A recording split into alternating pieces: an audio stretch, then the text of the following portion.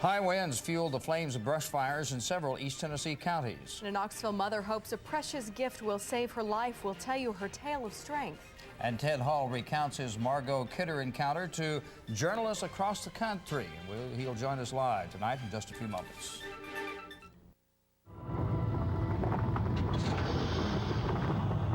All great cars are built from the ground up. But to build something truly extraordinary, we had to dig a little deeper. Introducing the new Acura CL Coupe. Further proof that luxury doesn't have to be boring.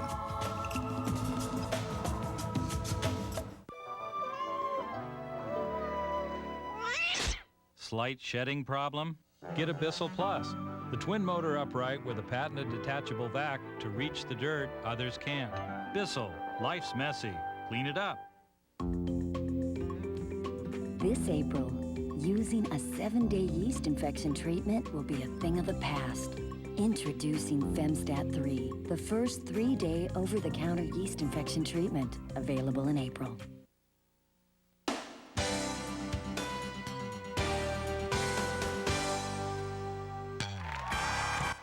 Later, Jay welcomes Jean-Claude Van Damme and the music of Faith Hill. And don't forget, NBC's Tonight Show is coming to you from Chicago all next week. Your local news is next. Hello, I'm Bill Williams. So mayor and sheriff are at odds over a proposed firing range. Police pour the fruits of their labor down the drain. Plus Ford makes a multi-million car recall. NightBeat is next.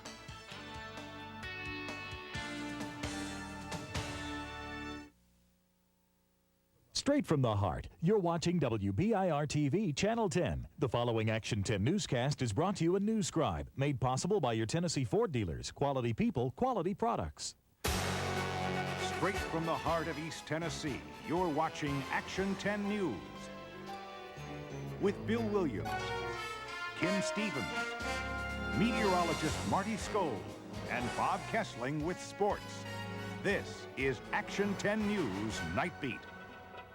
Good evening.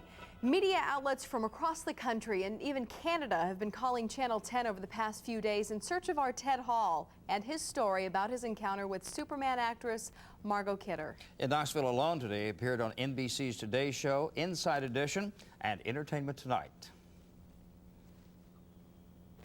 She ran to us. We were concerned, thinking, you know, who knows what's going to happen in this. Hall had just stepped off an airplane in L.A., and while at first he thought he had met a Hollywood star, he says things soon turned strange.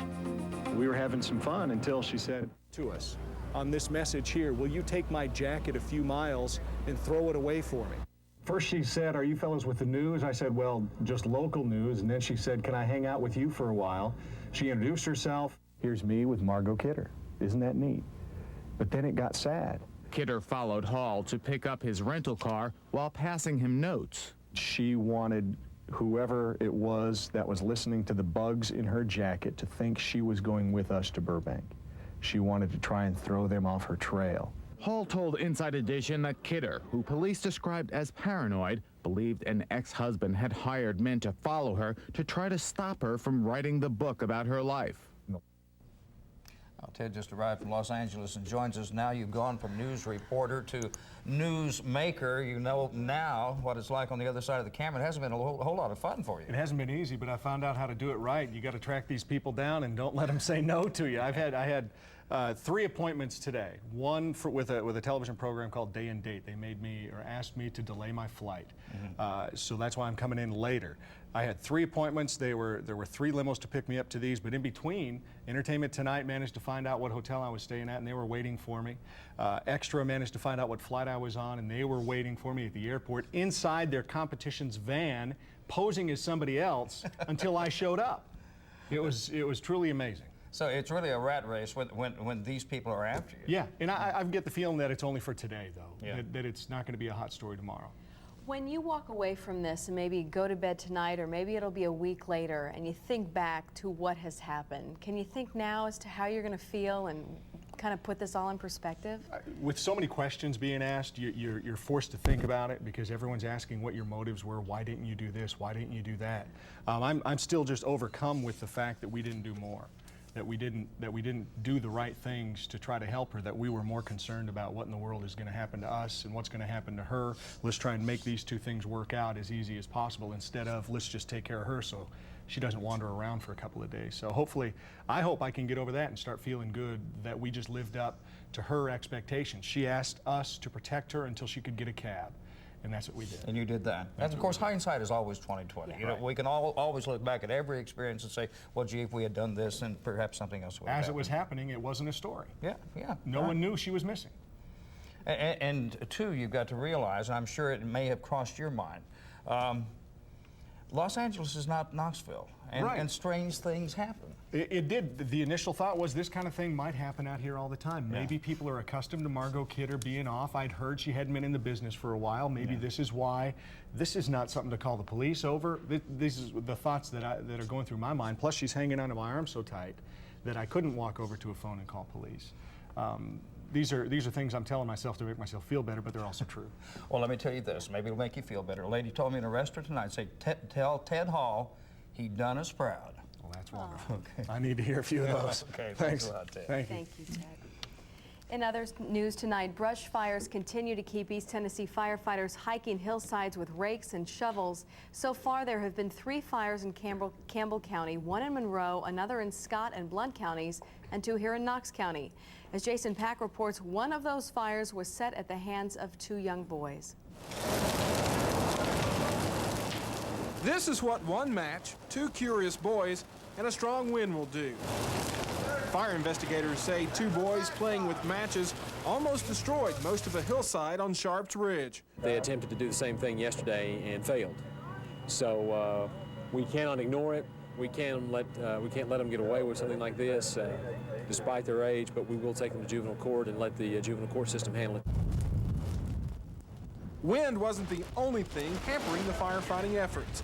Because there are no hydrants on the hill, water had to be shuttled to the top of the ridge. A bulldozer from the Division of Forestry also helped cut a fire line on the side of the ridge. But it's a tough battle fighting Mother Nature. This is one of the dangers of fighting brush fires. Just when firefighters thought everything was out, the fire jumped the fire line as winds started to whip again. Firefighters even had to cut our interview short when the winds changed direction again. Is this a bad time of year for you? Or? Yeah, it's real bad. Real bad time. Sorry, we gotta go. The fires jumped on us. Okay. Thank you. Firefighters finally contained the blaze, but not before it scorched acres of live vegetation. Jason Pack, Action 10 News, NightBeat. Now, there was no damage to any structures in any of the areas where the fires were, and the 2 boys will be in juvenile court later this week. Sheriff Tim Hutchison says Mayor Victor Ashe is making a false statement when he says the Sheriff's Department won't allow city police to use a new Sheriff's training facility. Plans were in the works for a $4 million city police training facility. The mayor claims it's needed because city police don't have access to the county training center. The sheriff has indicated he doesn't want the city to be part of either the new criminal justice system or anything else. I regret that, but that's his call, and given that situation, the likelihood for them being together is fairly slim. But the sheriff tonight says, quote, that is an outright false statement. The mayor nor the police chief have ever asked to use our facility. It's a shame, he says, they are spending $4 million in taxes to create a duplication in this community. We would be glad to allow them to use our facility if they merely asked. Sheriff's Department spokesman Chuck Denny says the sheriff has told County Commission that the facility can be used by the city. The crime of drinking and driving was handled in an unusual way today at the Knoxville Police Department. Members of MAD and the East Tennessee Victims' Rights Task Force helped police dump confiscated alcohol down the drain. They did this today as a show of support for victims of alcohol-related crimes during this National Victims' Rights Week. Now we want to take you on a journey of strength and courage with a rare look inside one woman's struggle to beat the odds. 37-year-old Susan Love, a wife and mother of 2, is fighting to recover after a bone marrow transplant last week. Action 10's Jennifer Leslie traveled to Nashville and was with Susan for the procedure. Jennifer? Bill and Kim, Susan was diagnosed last summer with a pre-leukemic condition called myelodysplasia. Now a precious gift from a stranger is giving Susan her best hope for a cure. Are you still eating some? No. Okay, I'll check on those orders and make sure they have it. Are you getting enough for the pain? Okay. Make sure After months of waiting, Susan Love is only hours from her bone marrow transplant. Her spirits are high, but her body is weak from 7 days of intense chemotherapy and radiation. Right now, I'm extremely exhausted. It feels like the worst flu you've ever had. Despite early complications, Susan's doctors say she urgently needs new bone marrow to fight her disease. But it is associated with transformation to a more aggressive form of leukemia, and she did have evidence already in her bone marrow that she would be more likely to progress to leukemia than others. Give it back to Jessie. Hey, Jessie. Susan began her search for a donor last fall. A bone marrow drive dedicated to her and little Caitlin Cerny drew more than 1,000 potential donors in December. It is now months later, 7:15 on Friday night. The bone marrow of an unrelated anonymous donor arrives at Vanderbilt Medical Center for Susan's transplant. This is room temperature when it arrives. Because no one in her family was a match, Susan is relying on marrow from an unknown donor. This is the gift. It's here. Susan's doctors found one perfect match among almost 2 million names on the National Marrow Donor Registry. Under the rules of the program, the donor has to remain anonymous for now. So it does just look like thick blood, really. It's all the bone particles are filtered out. The donor's marrow was taken earlier in the day, then flown here immediately. The goal is to eliminate red cells. For 2.5 hours, the marrow is processed to get rid of the red blood cells that are incompatible with Susan's. This area here, the perfect home, is what's critical for the recipient to receive. In the end, only a fraction of the bone marrow is left, ready for transplant. Around 10 o'clock, Susan wakes up to see her new marrow. It's kind of crunchy. Surrounded by pictures and cards from her husband, children, and friends, Susan watches in wonder as someone else's bone marrow becomes her own.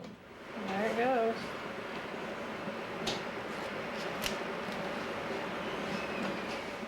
What would you say to that person?